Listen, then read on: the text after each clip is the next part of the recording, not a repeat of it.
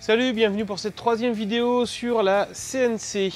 Donc là, on va s'occuper de la partie extérieure, j'allais dire, vu qu'on était à l'intérieur du boîtier juste avant. J'ai fait un piétement. J'ai pas fait de vidéo dessus parce qu'il n'y a rien de super intéressant à voir, puisque c'est le même principe que pour l'établi. J'ai juste donc fait un petit tiroir ici pour pouvoir mettre l'ordinateur. Le reste, c'est de l'assemblage de rails de profil aluminium en 30-30, comme pour l'établi. Donc il n'y a rien de bien particulier là-dessus. Au niveau du portique, j'ai déjà fait quelques bricoles dessus. J'ai resserré certaines pièces, enfin j'ai réajusté certaines pièces. Mais il va falloir que je redémonte le portique pour pouvoir installer ceci. Une grosse plaque de 12 mm en aluminium que je vais mettre à l'arrière du portique pour le renforcer. Le but, c'est de faire en sorte que les rails de guidage qui sont pour l'axe X servent de rails de guidage uniquement et pas de maintien du portique pour éviter qu'il flambe comme ça de droite à gauche.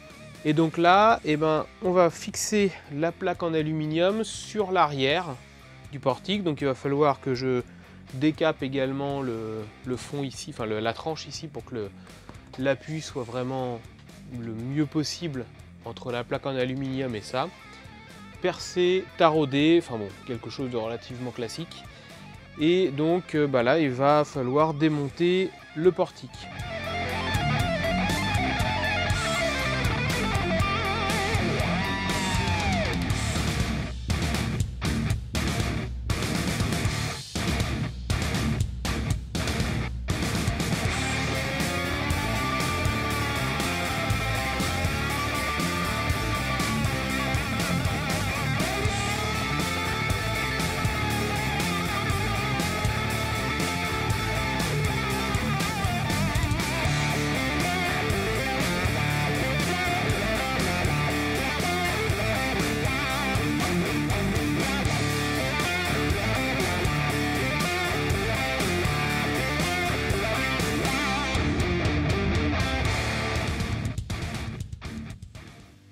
Donc comme vous l'avez vu, j'ai fait tous les trous au niveau des deux montants de manière à accueillir les vis en 8 mm, en M8 et donc pouvoir fixer cette grosse plaque à l'arrière du portique.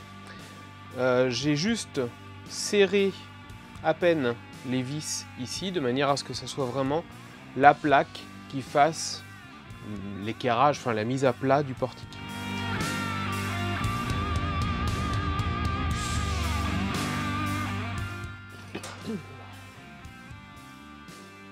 Voilà à quoi ça ressemble vu de dos. Donc c'est pas serré pour le moment. J'ai juste avancé les vis. Là je redonne juste un tout petit coup pour avoir les deux rails bien plaqués, donc avoir la bonne distance entre les deux montants, puisqu'en fait les trous que j'ai au niveau de la plaque sont un petit peu plus grands que les vis.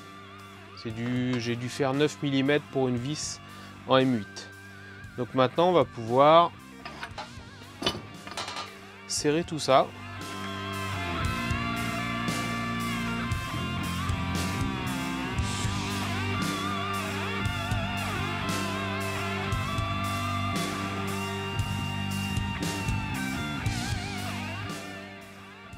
Et voilà. Donc la plaque est montée derrière, c'est clairement alors plus rigide, ça l'était déjà pas mal. Je pense qu'au niveau fonctionnement de la machine, ça va être un net plus. Autre petite chose que j'ai faite, c'est au niveau donc ici des petites équerres qui étaient avant fixées avec de la vis de, c'était pas celle-ci, mais bon, c'était de la vis en M6. M6 qui était taraudé dans l'équerre. En serrant, j'ai senti sur deux vis où vraiment le filetage, je pense, commençait un peu à s'étirer.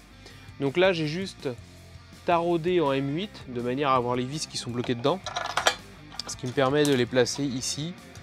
Pareil avec une rondelle et un écrou frein. faut pas que j'oublie de remettre le moteur. Donc là c'est pareil, je vais pas serrer à fond les axes et tout ça, je le ferai une fois que ça sera monté sur la machine. En fait, ce que je fais pour vraiment bien serrer correctement et être sûr d'avoir le bon écartement des deux rails, le chariot, la tête, je l'emmène au maximum d'un côté, je serre tout d'un côté, je l'emmène au maximum de l'autre et je serre tout de l'autre.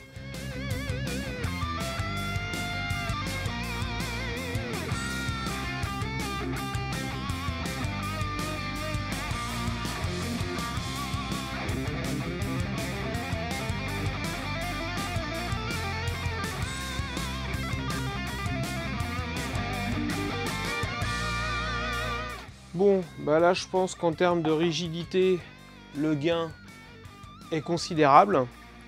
Déjà à la base c'était pas spécialement mou, hein, ça tenait déjà pas mal. C'est juste là vraiment dissocier la fonction de rail de guidage de système mécanique, assemblage mécanique.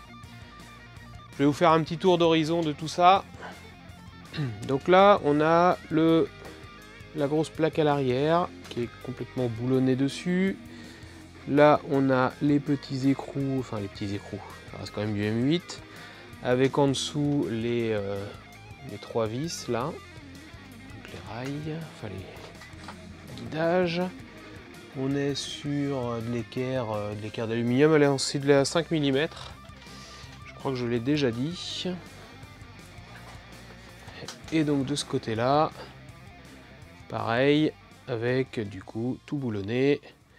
Là, moi j'avais rajouté les rondelles, parce qu'il n'y avait pas de rondelles, en fait la tête de vis écrasait l'aluminium de ce côté-là. Je vais maintenant m'occuper de cette partie-là, je vais serrer autant que possible. Je vais donc serrer ces éléments-là. Alors, ici je dois être... Je vais desserrer. Est-ce que... J'ai pas vraiment de jeu comme ça. Donc on va partir du principe qu'on n'est pas trop mal et on va serrer ici, serrer ici. Maintenant on va faire la même chose mais de l'autre côté. Donc on prend le moteur annexe.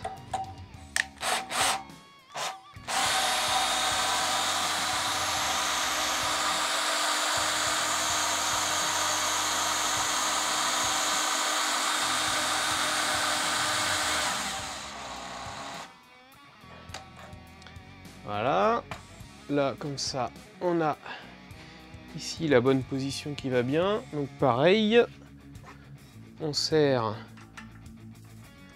la partie là,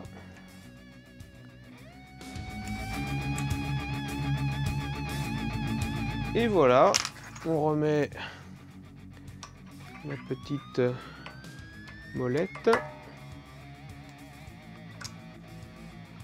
tac.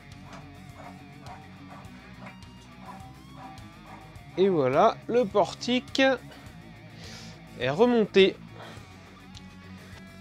Donc l'étape d'après, ça va être de faire tout le câblage, remettre les profilés aluminium qui sont en dessous, et puis du coup faire tout l'assemblage, mettre les fins de course, et on attaque ça maintenant. Donc là, le dos de la machine, j'ai refait un support pour la chaîne porte-câble. Un petit bout d'aluminium, 2 équerres, et c'est bon. On a un nouveau support également sur la partie supérieure ici, puisque l'ancien n'était pas assez long. Du fait qu'il y a la tôle d'aluminium, ça a déporté d'autant tout l'ensemble. Donc j'ai refait un petit Z pour pouvoir attacher la chaîne porte-câble. Là, on va maintenant faire le câble de la broche, refaire le câble de la broche pour avoir un câble blindé de bout en bout correctement. Donc ça, c'est le connecteur de la broche. Celui où on a tout intérêt à avoir une reprise de blindage, de manière à avoir vraiment une bonne équipotentialité partout. Donc on voit que ça se visse comme ceci. Et le but, c'est ici d'avoir la reprise du blindage sur tout le tour de manière à avoir vraiment un bon contact. Sauf que bon bah là on voit bien que il y a un petit peu de flottement. Puisque initialement c'est vendu avec un petit machin en caoutchouc comme ça pour faire propre, mais du coup bah on perd tout l'intérêt de ce genre de connecteur d'avoir une vraie reprise de blindage. Donc là, plusieurs astuces, soit on dénude beaucoup plus et on fait des allers-retours avec la tresse, ou sinon on prend de la tresse comme ça, qu'on vient mettre par-dessus ici pour avoir vraiment un contact bien comme il faut et avoir vraiment une bonne reprise avec ça. J'ai opté pour ça parce que bah, j'en ai qui traînent. Et du coup, on pourra mettre par la suite, on pourra mettre un petit bout de gaine thermo, mais par-dessus tout cet ensemble-là. On va pas mettre un bout de gaine thermo ici qui va isoler de nouveau le blindage et du coup, bah, on perd encore une fois tout l'intérêt du blindage de ce genre de connecteur. Alors évidemment, là, je fais ça parce que j'ai que ce connecteur-là. J'aurais pu prendre par exemple changer le connecteur de la broche de manière à avoir un connecteur plus adapté à mon utilisation et du coup j'aurais été moins embêté à faire ce genre de bricolage. Alors ce que je disais comme quoi la CEM ça coûte pas spécialement plus cher, ça coûte pas plus cher dès qu'on prévoit ce genre de truc au moment de la conception. Si on est obligé de faire, comme ici, une optimisation, enfin, je sais pas comment on peut appeler ça, mais si vraiment on est obligé de le faire a posteriori, bah, fatalement, on perd du temps. C'est toujours un peu, voilà, toujours un peu casse-pied. Donc là, normalement, on devrait être pas mal. Et là, ouais, là, on est bien. Là, on aura une bonne reprise de blindage sur le connecteur. Je vais faire dépasser légèrement la tresse sur l'intérieur. Hop, on va essayer de bien mettre tout ça. Et je vais vous reprendre une fois que tout est soudé. Donc voilà, j'ai bien mis le connecteur comme il faut. J'ai donc fait vraiment des longueurs de câble très courtes. De la gaine thermo à l'intérieur. J'ai remis la tresse jusque là. Donc là maintenant on peut remettre ça.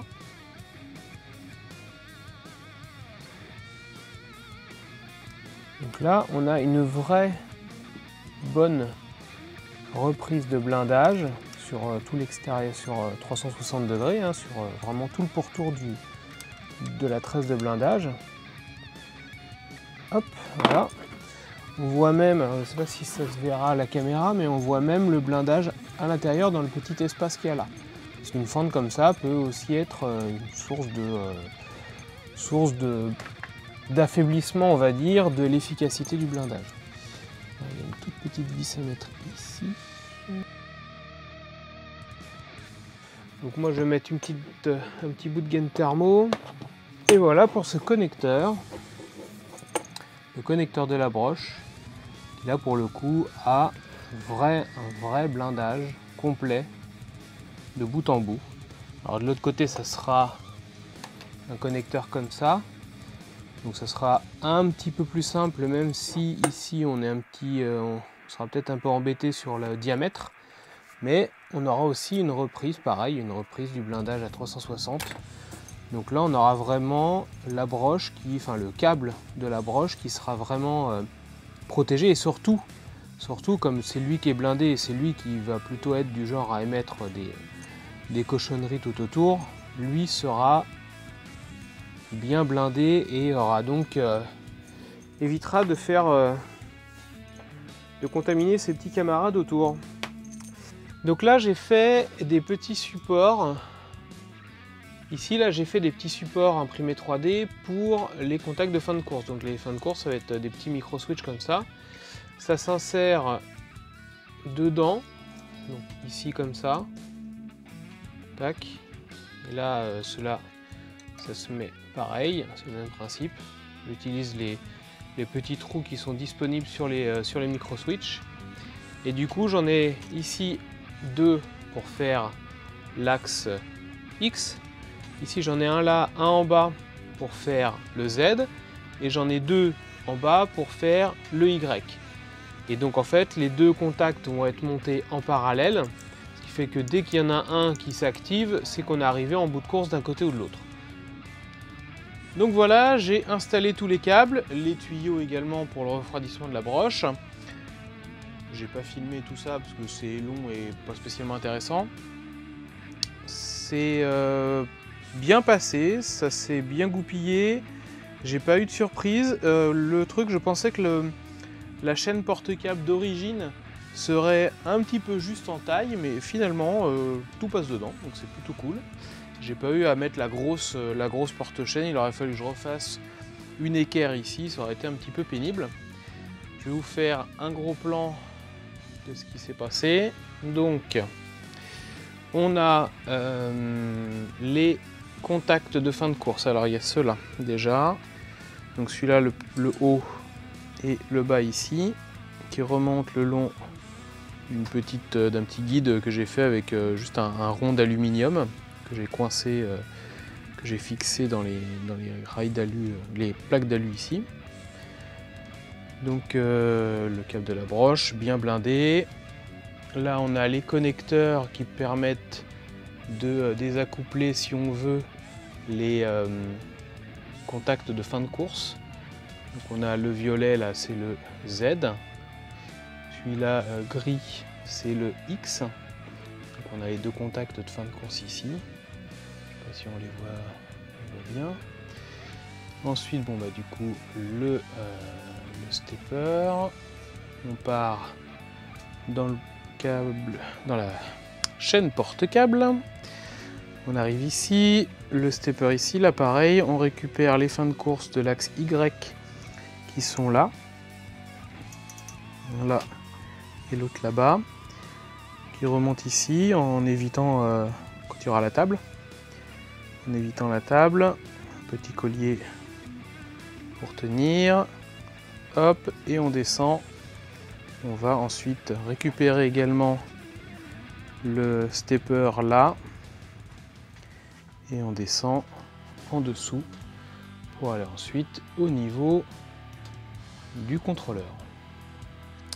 Donc là maintenant on va faire un petit essai de continuité électrique, voir si toutes les masses sont bien interconnectées entre elles mécaniquement. Hein, et là il n'y a rien de raccordé au boîtier, les connecteurs sont même pas faits de l'autre côté, donc il y a vraiment savoir si tout au niveau de la structure, toutes les parties métalliques de la structure et les blindages, enfin principalement celui de la broche, si tout ça c'est bien raccordé et si tout bip dans tous les sens.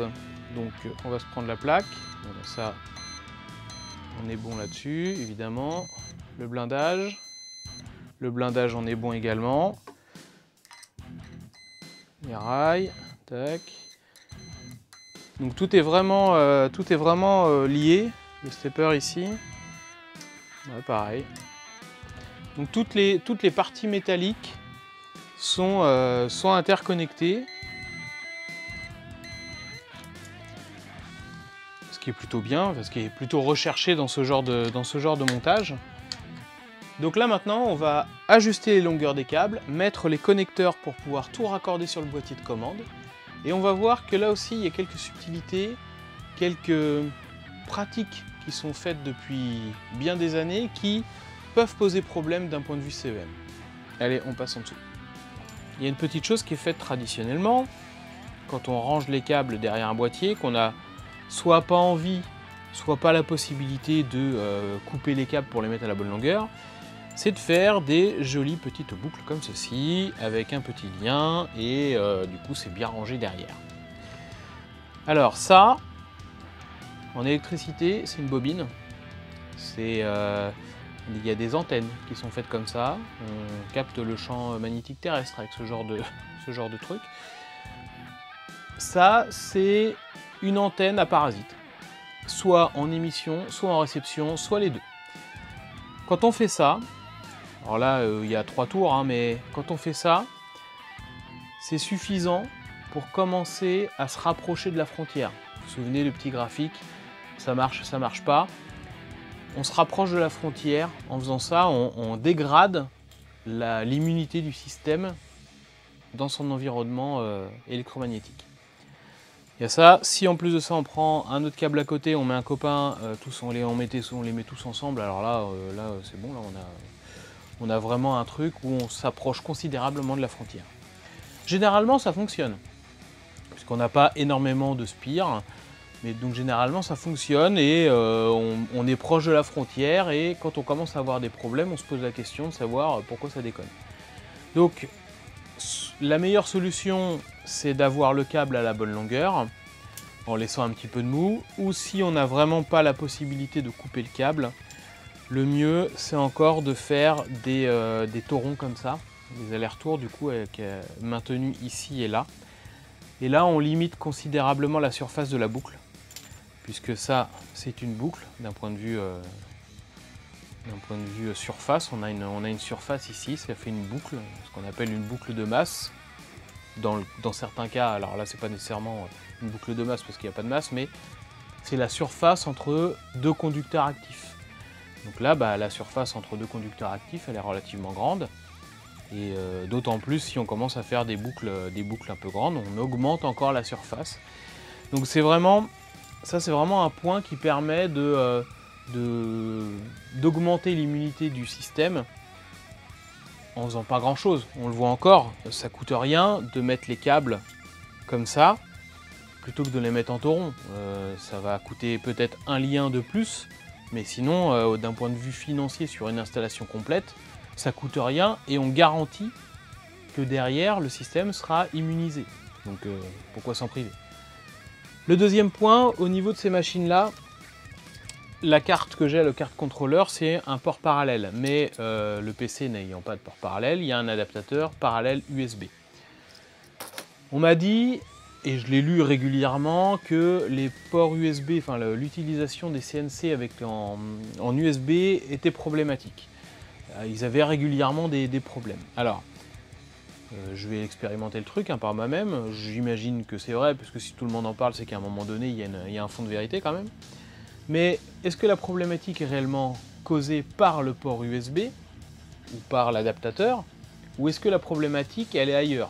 Est-ce que par exemple le port USB, le câble qui est utilisé est trop long ou est pas adapté? Parce qu'un câble USB, la norme dit 5 mètres, mais dans les faits, au-delà d'1,50 m, ça peut commencer à devenir compliqué et à avoir des problématiques, des bugs qui apparaissent juste parce que le câble est trop long.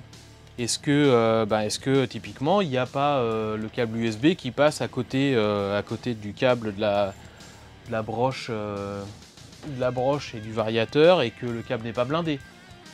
Voilà, il y a tout un tas de paramètres extérieurs qui peuvent venir perturber le signal USB, même si la connectique USB est quand même relativement robuste d'un point de vue électromagnétique. L'autre point, ça peut être une problématique logicielle. J'ai déjà eu le cas sur un netbook où la carte Wi-Fi dans le netbook, qui ne me servait pas mais qui était toujours active, mettait le bazar, et en fait régulièrement, vraiment de manière très régulière, elle envoyait un signal pour essayer de capter un signal Wi-Fi, et en envoyant ce signal, elle perturbait le fonctionnement du port USB. Et du coup, dessus c'était un appareil audio qui était branché, j'avais régulièrement des coupures de son, et de manière très cyclique. Donc en fait, au bout d'un moment, à force d'investiguer, j'ai trouvé que la problématique c'était pas les câbles ou l'appareil en question, c'était réellement la carte Wi-Fi qui mettait le bazar et qui du coup faisait planter le port USB et donc faisait des saccades dans le son. Donc j'ai résolu le problème en désactivant la carte Wi-Fi, pardon. Bon, alors maintenant on va organiser un peu tous les câbles.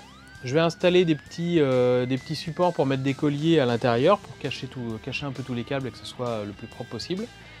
Et je vous reprends après pour tout ce qui est câblage. Alors je pense que je vais le faire hors caméra, ça va être juste des mises à longueur et des soudages, de la soudure sur les connecteurs. Ça devrait pas être super intéressant, donc je vous reprends quand j'ai terminé. Donc là il y a la partie câblage avec tous les câbles qui sont à la bonne longueur. Donc on remonte ici en dessous, on passe sous le plateau, voilà, là on a une petite hélice qui permet de voir si la pompe est bien en route et que l'eau circule bien. On passe au-dessus du plateau, là on a une tresse qui permet de raccorder la masse, enfin les masses entre elles, puisqu'elle est reprise en dessous, ici. Donc là on a bien le câblage qui est propre. Et de l'autre côté, du coup, je vais vous montrer de l'autre côté. Et donc de l'autre côté, j'ai une multiprise qui me permet de brancher la machine directement sur ma triplette murale asservie à l'aspirateur par exemple. Donc une multiprise, il me reste une prise en rab qui permet de brancher donc l'alimentation du PC et la machine. Donc de ce côté-là, voilà ce qu'on a, et du coup il reste de la place en bas. Donc là, j'ai fini de remonter la machine. Le câblage est terminé. Au niveau du plateau, j'ai remis le plateau en aluminium et j'ai mis un martyr, donc c'est du médium de 22 mm. Bon, on a toujours la souplesse à ce niveau-là. Clairement, quand on descend le Z, même juste à la main, la surface de travail flambe un peu. Donc ça va être un point d'amélioration future. Un autre truc intéressant, c'est que du coup j'ai pu faire la mesure pour vraiment vérifier que j'avais 60 par 40 de surface de travail. Ce n'est pas le cas. La surface de travail c'est 566 par 380. Et chose complètement bête, on va dire ça comme ça, c'est que lorsque on déplace le Y au maximum en bout de course, au bout de la machine, l'axe de la broche dépasse de la machine de 12 mm. Donc déjà, bon, là il y a un truc qui va pas. Chose d'autant plus bête, c'est que entre tout le système de support de l'axe Z qui est ici, on a là quasiment 20 mm de disponible. En fait, on pourrait réduire le porte-à-faux de la broche et de l'axe Z de 20 mm et donc gagner 20 mm de travail au niveau de la planche martyr, enfin au niveau de la surface de travail. Donc là on voit clairement qu'on a ici on a 15 mm entre la tôle et le bord ici, et là après avec la tôle plus le bord là, si on enlève la tôle et qu'on met ça au maximum de ce côté là, sachant qu'il n'y a rien qui dépasse, à ce niveau-là à l'intérieur ou même de ce côté-là, il n'y a rien qui dépasse, on pourrait les mettre quasiment à 1 mm d'écart, on gagnerait 20 mm à cet endroit-là. 20 mm à cet endroit-là, ça fait du porte-à-faux en moins, ça fait moins de matière ici, on optimise la surface de travail, donc je vois pas pourquoi c'est pas quelque chose qui a été fait. Donc voilà, la machine est en ordre de marche, maintenant je vais apprendre à m'en servir. On a vu ensemble les points qui pouvaient être améliorés facilement, d'autres ça peut être un peu plus délicat. Au niveau de cette machine, moi à l'utilisation je vais voir si le fait que la table flambe encore un petit peu me pose problème, si malgré l'ajout de la plaque ici, l'axe X, il y a toujours un petit flambage, alors très léger, beaucoup moins qu'avant la mise en place de la plaque, mais il y a toujours un petit flambage, voir si ce petit flambage pose problème à l'utilisation.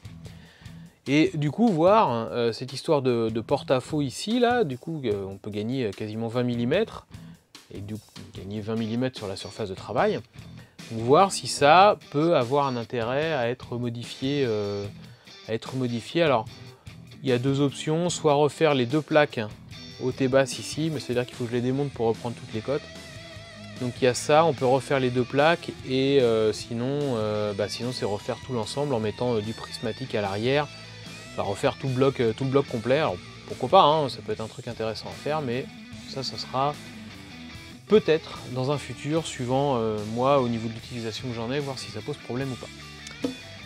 La prochaine vidéo, ça sera sur l'aspiration de la machine, voir comment j'ai réfléchi au truc, les axes que j'avais initialement, qui ont été modifiés par rapport à des discussions sur internet. Donc ça sera la prochaine vidéo. En attendant, je vous dis une bonne année 2023 et prenez soin de vous. Et je vous dis à la prochaine. Salut!